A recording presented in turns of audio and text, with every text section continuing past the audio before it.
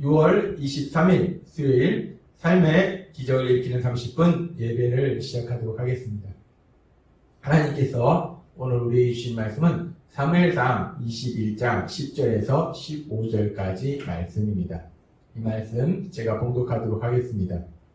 그날에 다윗이 사울을 두려워하여 일어나 도망하여 가드 왕 아기스에게로 가니 아기스의 신하들이 아기스에게 말하되 이는 그 땅의 왕 다윗이 아니니까 무리가 춤추며 이 사람의 일을 노래하여 이르되 사울이 죽인 자는 천천히요 다윗은 만만히로다 하지 아니하나이까 합니다. 다윗이 이 말을 그의 마음에 두고 가드 왕 아기스를 심히 두려워하여 그들 앞에서 그의 행동을 변하여 미친 채 하고 대문짝에 그적거리며 침을 수염에 흘리매 아기스가 그의 신하들에게 이르되 너희도 보거니와 이 사람이 미치광이로다. 어찌하여 그를 내게로 데려왔느냐? 내게 미치광이가 부족하여서 너희가 이 자를 데려다가 내 앞에서 미친 짓을 하게 하느냐? 이 자가 어찌 내 집에 들어오겠느냐? 하니라. 아멘. 오늘도 이 시간 하나님께서 우리에게 말씀하시기 전에 하나님의 말씀을 듣기 전에 잠시 기도하는 시간 갖도록 하겠습니다.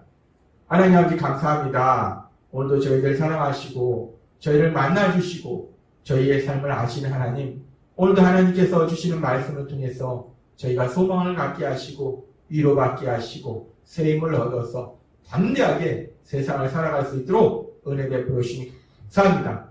오늘 이 시간 저희를 사랑하신 하나님의 한없는 사랑을 풍성하게 체험하는 저희 모두가 될 수 있도록 은혜 베풀어 주옵소서. 예수님의 이름으로 감사하며 기도드리옵나이다. 아멘. 오늘 말씀에 보면은 사무엘상 21장 10절은 이렇게 말씀합니다. 그날에 다윗이 사울을 두려워하여 일어나 도망하여 가드왕 아기스에게로 가니 라고 말씀합니다. 다윗이 사울을 두려워해서 자신의 조국 이스라엘 땅을 떠나서 자신의 적국인 블레셋 땅, 그 땅의 가드 지역으로 갔다, 도망갔다 라고 말하고 있습니다. 근데 사실 여기서 보면은 사울을 두려워하여 라고 21장 10절을 말씀하고 있는데 이 구약성경의 히브리어 원문에 보면은 두려워하여 라는 이 단어가 사실은 없습니다. 그런데 이 다윗이 블레셋 땅으로 도망간 이유가 계속해서 자신을 죽이려는 그 사울을 피해서 사울을 두려워해서 도망간 것이 맞기 때문에 이 구약성경의 히브리어 원문에는 두려워하여 라는 이 표현이 없지만, 이 단어가 없지만, 한글 성경에 두려워하여 라는 이 단어를 삽입해서 이 부분을 번역한 것은 큰 무리가 없는 것 같습니다. 사실 그렇게 다윗은 사울을 두려워해서 자신의 조국 이스라엘 땅에서 살지도 못하고 자신의 조국인 블레셋 땅, 가드 지역으로 도망을 갑니다. 그런데 그렇게 다윗이 사울을 두려워하여 가드 지역으로 도망갔는데 그 가드 지역에 갔더니 가드왕 아기스의 신하들이 다윗을 알아본 것입니다. 얘는 예전에 우리가 이스라엘과 전쟁했을 때 우리의 거인 장군 골리앗을 죽인 그 다윗 아닌가? 그래서 이스라엘 백성들 사이에 사울은 천천히요 다윗은 만만히로다 라고 그렇게 유명한 노래까지 있었던 그 다윗 아닌가? 라고 그들이 알아보는 겁니다. 그들이 알아봤다는 것은 자신의 장군 골리앗을 죽인 다윗을 알아봤다는 것은 다윗을 죽이려고 했다는 거예요. 다윗이 사울을 두려워해서 이 블레셋 땅으로 도망갔는데 이 블레셋 지역에 그 블레셋 사람들이 자신을 알아보고 또 자신을 죽이려고 한다는 겁니다. 그러면서 성경은 계속해서 이렇게 말씀합니다. 사무엘상 21장 12절 말씀. 다윗이 이 말을 그의 마음에 두고 가드왕 아기스를 심히 두려워하여 라고 말씀합니다. 21장 10절에서 다윗이 사울을 두려워해서 블레셋으로 도망갔어요. 근데 그 도망간 블레셋 지역에서 이제 자신이 골리앗 장군을 죽인 것을 그들이 알아보고 죽이려고 했을 때 이번에는 가드왕 아기스를 심히 두려워하여 라고 말씀합니다. 이 10절과 12절인데 참 다윗의 인생에 그 슬픈 단면을 볼 수 있어요. 사울이 두려워서 블레셋 땅으로 도망갔는데 근데 지금 다윗의 상태에 더욱더 심히 두려운 상황을 만나게 된다는 거예요. 다윗은 하나님을 사랑했고 하나님을 믿는 믿음의 사람이었어요. 근데 그런 믿음의 사람의 그 믿음의 사람인 다윗의 삶이 점점 좋아지는 것이 아니라 점점점 더 악화되더라는 겁니다. 안 좋아지더라는 거예요. 두려워서 도망가는데 심히 두려워하는, 더 두려워하는 상황이 생깁니다. 참 슬픈 이야기예요. 그러면서 그렇게 다윗이 심히 두려워하면서 그 상황 속에서 살아남기 위해서 다윗이 어떻게 하는가? 우리가 오늘 읽은 성경에서 보면 참으로 비참한 상황이 일어납니다. 다윗이 그 상황에서 살아남을 길이 없는 거예요. 그 블레셋의 군사들에게 쌓여서 도저히 살아남을 길이 없으니까 다윗이 어떻게 하는가? 미친 체 한다는 거예요. 침을 질질 흘리면서 미친 척을 한다는 거예요. 다윗은 그 미친 사람 사울을 많이 봤기 때문에 미친 사람이 어떻게 행동하는지를 다윗은 알고 있었을 거예요. 그래서 다윗이 스스로 자신이 미친 사람처럼 침을 질질 흘리면서 그렇게 미친 척 했다는 거예요. 그렇게 미친 척하는 다윗. 이 다윗이 이 블레셋의 장군, 거인 장군 골리앗, 그 거인과 싸울 때 다윗은 돌멩이 몇 개 들고 담대하게 나아갔던 그 다윗입니다. 그 블레셋의 가장 강력한 장군, 그 골리앗, 그 거인 골리앗 앞에도 다윗이 두려워하지 않냐고 돌멩이 몇 개 들고 담대히 나아갔던 그 다윗인데, 그 다윗이 지금 블레셋 사람들 앞에서 살기 위해서 침을 질질 흘리면서 미친 척하는 이 상황이 다윗이 얼마나 슬프고 비참했을까? 참으로 슬프고 비참한 상황입니다. 다윗이 지금 보면은 사울을 두려워해서 블레셋 땅으로 갔는데 그 블레셋의 아기스의 가드의 지역의 왕인 아기스를 더욱더 두려워하는 그런 상황이 일어나고, 그래서 결국은 미친 척, 침을 질질 흘리는 미친 척하는 비참한 상황까지 이르고 상황이 점점 안 좋아지고 거기다 더해서 이제 너무나 비참한 상황까지 다윗의 상황이 이르게 된다는 겁니다. 오늘 말씀은 참 슬픈 말씀이에요. 참 믿음의 사람 다윗, 그 다윗의 삶 속에 일어나는 이런 슬픈 일들, 이 슬픈 일을 하나님께서 우리에게 듣게 하시면서 오늘 무엇을 말씀하실까? 다윗이 그렇게 점점 상황이 악화되고 그래서 결국은 이 비참한 상황까지 미친 척해서 겨우 살아남는 비참한 상황까지 이르게 된다는 거예요. 결국 그렇게 다윗이 비참한 상황 속에서 그 상황 속에서 미친 척해서 이 위기를 넘깁니다. 그리고 이 죽음의 위기를 넘긴 다음에 다윗이 지은 시가 바로 시편 34편이에요. 이렇게 비참한 상황을 만나서 이 비참한 상황이 끝난 다음에 지은 시가 시편 34편인데, 참으로 재밌는 것은 이렇게 비참한 상황을 만났던 다윗, 그 다윗이 이 시편 34편에서 보면 하나님이 살아계신데 어떻게 하나님을 믿는 나를 이렇게 비참한 상황까지 놔두시냐고 불평하거나 원망하는 것이 아니라 오히려 그 반대의 모습을 보인다는 거예요.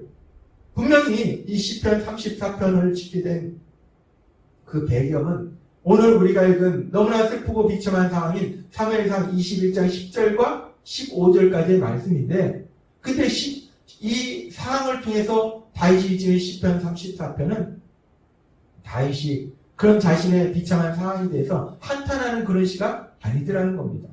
시편 34장은 이렇게 시작합니다. 1절에 다윗이 아비멜렉 앞에서 미친 채 하다가 쫓겨나은 시. 이 아비멜렉, 이 사무엘상에는 아기스라고 되어 있는데 왜 아비멜렉이라고 되어 있는가? 아비멜렉은 블레셋 지역의 왕의 어떤 공식적인 명칭입니다. 애굽의 왕을 바로라고 불렀듯이 블레셋 지역의 왕을 아비멜렉이라고 불렀어요. 그리고 그 아비멜렉의 그 원래의 이름은 또 아기스였다는 겁니다. 그래서 지금 이 시편 34편은 사무엘상 21장에 가드왕 아기스 앞에서 미친 척하다가 쫓겨났을 때 지은 시라고 봐도 무리가 없습니다.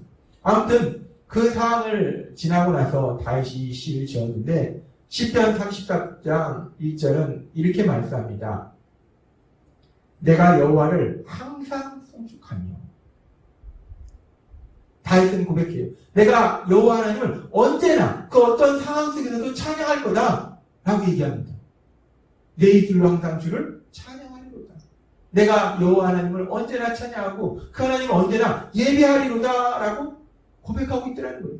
그 비참한 상황을 겨우 미친 척해서 살아남았는데, 근데 다윗은 여호와 하나님을 찬양한다는 거예요. 언제나 찬양한다는 겁니다. 그래서 시편 34장 2절과 3절은 이렇게 말씀합니다. 내 영혼이 여호와를 찬양하니 여호와 하나님을 자신이 자랑한다. 그러면서 공고한 자들이 이를 듣고 기뻐하리로다. 그렇게 다윗이 여호와 하나님을 자랑하는 그 이야기를 듣고 공고한 자들, 삶 속에 고통스러운 일을 만나서 비참한 상황에 있는 사람들, 다윗처럼 그렇게 삶 속에 고난을 만나서 비참한 상황에 있는 사람들이 기뻐하게 될 것이다 라고 말하고 있습니다.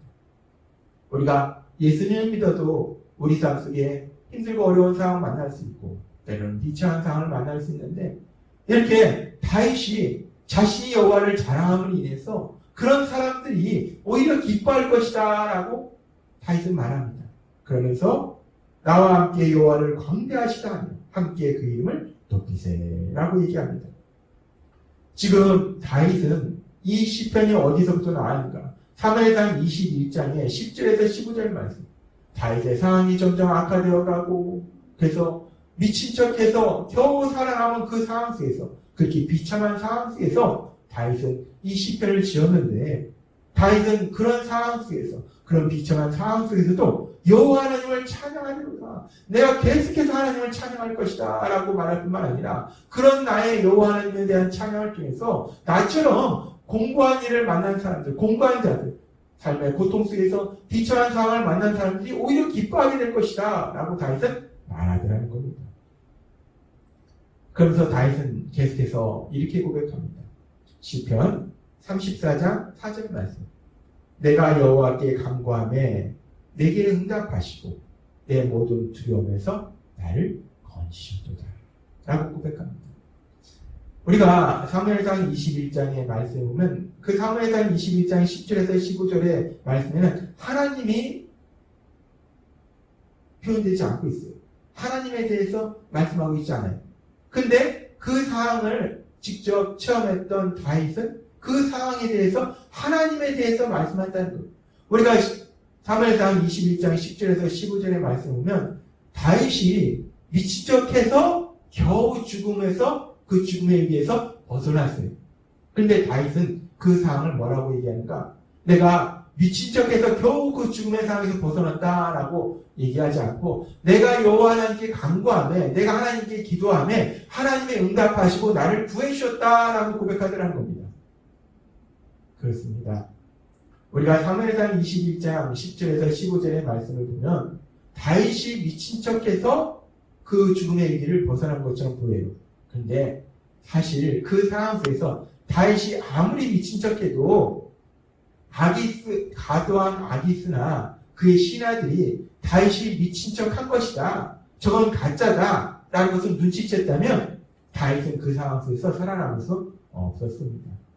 다윗이 아무리 미친 척 한다고 해서 그들이 미친 사람으로 믿는 것이 아니라, 지금 다윗의 시편 34장 4절의 고백처럼 여호와 하나님께서 그 순간 다윗은 미친 척할 뿐 아니라 그 마음속에서 여호와 하나님께 간절히 기도했을 거예요. 하나님 저를 구해주세요.